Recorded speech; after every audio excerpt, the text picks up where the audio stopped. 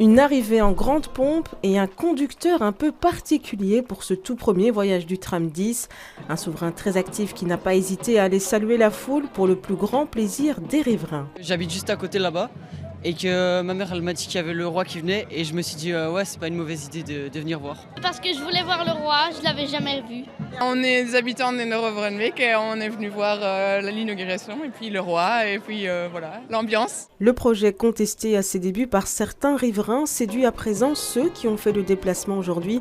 Avec ce tram, un accès plus facile au centre-ville sera désormais possible. En tout cas, on n'aura plus accès aux docks directement. Mes enfants aussi pour l'école. C'est un trajet direct. Les trams sont nécessaires sur Bruxelles pour une mobilité plus active et pour diminuer les voitures en ville. L'avantage pour moi, c'est que je ne vais plus devoir changer de tram pour aller ou de mode de transport pour aller en ville. Un train très important pour tout Bruxelles parce que ça traverse en son milieu. Et ça permet d'avoir des circulations beaucoup plus faciles autour de Bruxelles, surtout à l'axe nord-sud. Depuis 1957, Neder-Overbeek n'avait plus de tram sur son territoire. Cette ligne 10 va totalement absorber le tram 3 qui allait de Churchill à Esplanade. Mais 10 nouveaux arrêts seront desservis avec ce tram 10 qui relie l'arrêt hôpital militaire à Neder-Overbeek à l'arrêt Churchill à Uccle.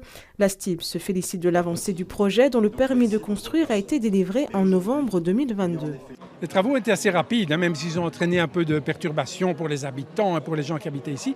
Ils étaient rapides, ils ont duré 2 ans. Finalement, ils se sont très bien passés parce qu'on n'a pas eu d'ennui majeur et finalement, on n'a pas perdu de temps. On avait dit que ça durerait 2 ans, ça a duré un petit peu moins de 2 ans, donc on a été plus rapide que prévu.